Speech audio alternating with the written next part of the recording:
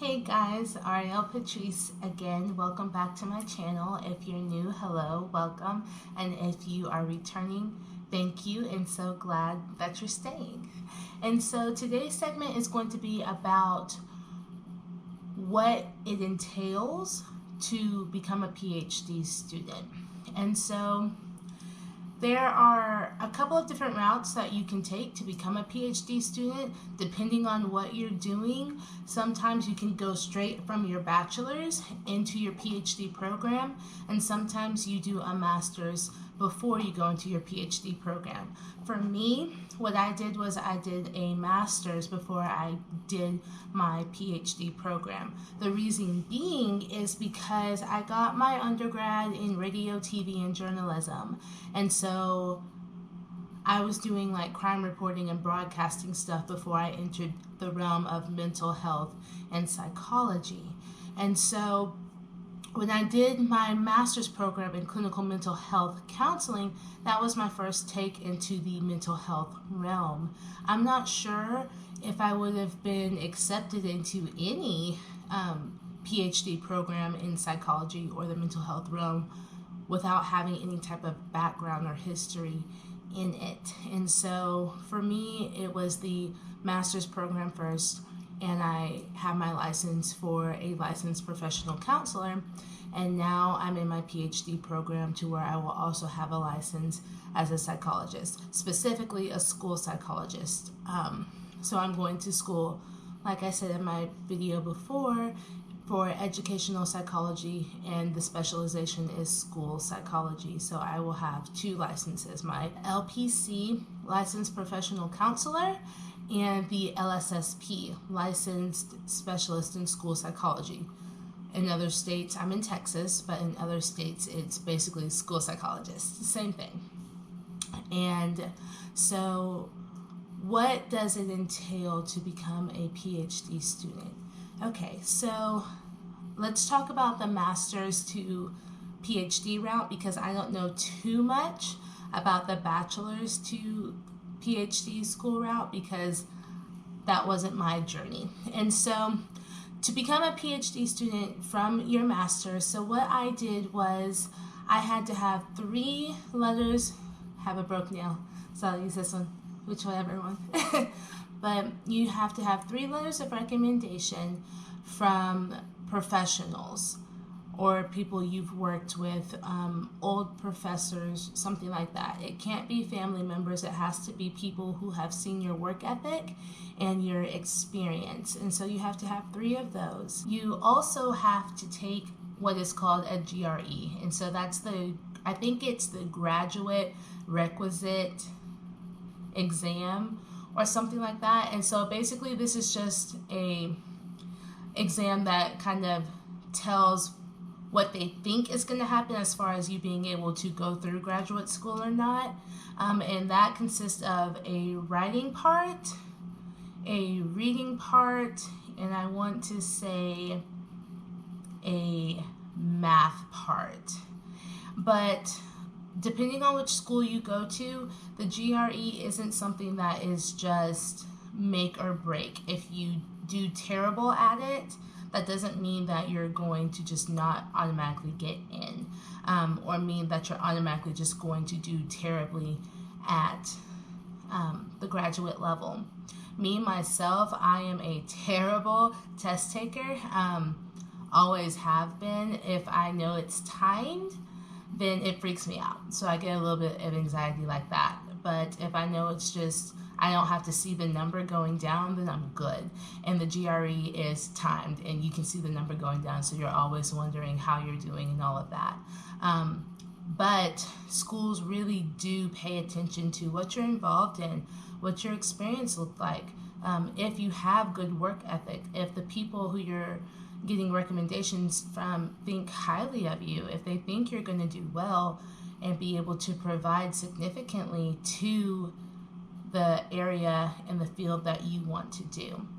And so I think that's probably the most important part. For my program, I think you could have gone in with a bachelor's, but I went in with a master's. And so but I went in with a master's in mental health counseling as opposed to psychology. And so there was a little bit of difference there, so I didn't really have that many credits transferred over.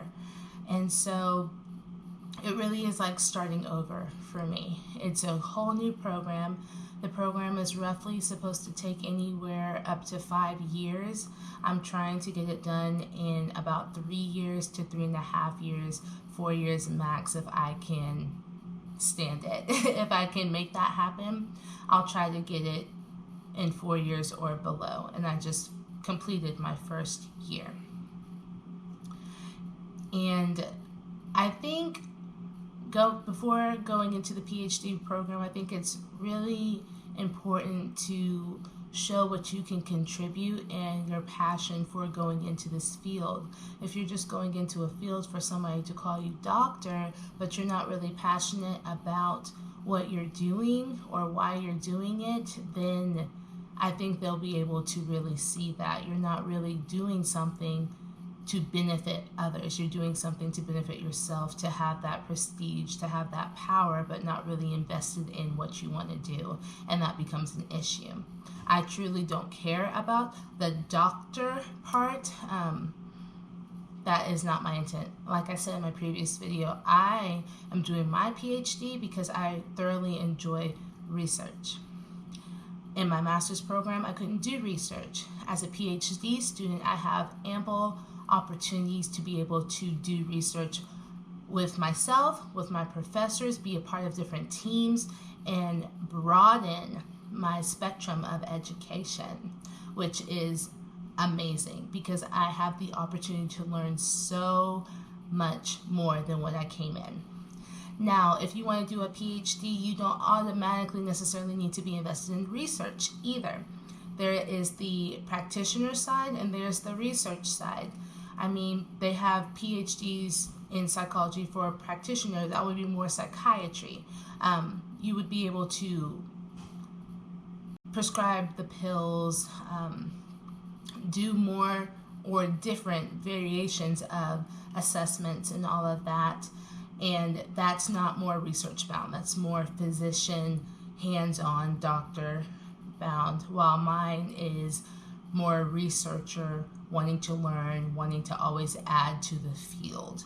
That's just my preference, but it can go either way. There's not oh, you have to be a researcher or you have to be a physician to do the PhD.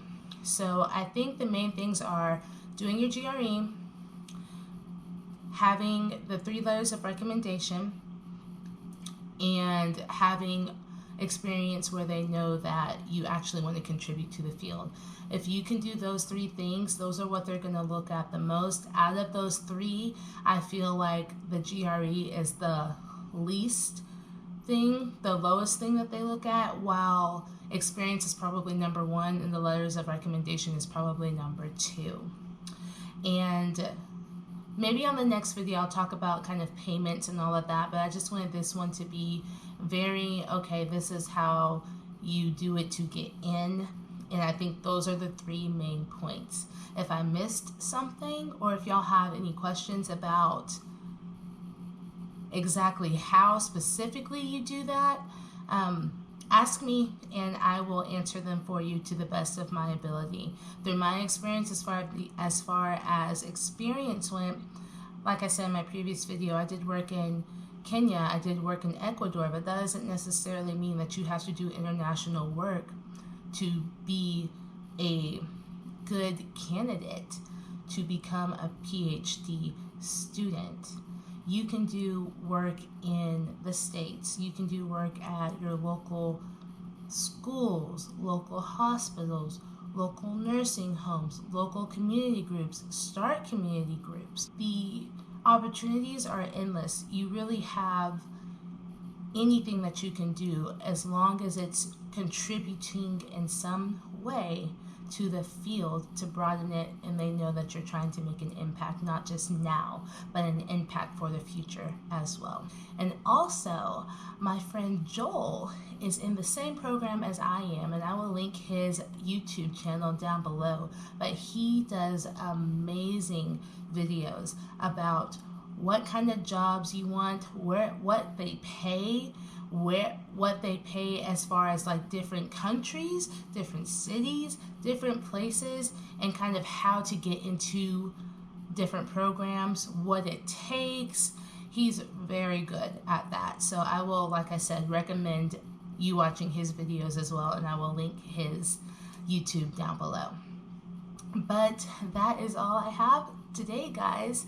I really appreciate all of y'all being here with me. If you want to hear more, have any questions, like I said, if I didn't answer anything to the best of my ability and you still are wondering different things, shoot me a comment down below. Don't forget to like, share, comment, and subscribe.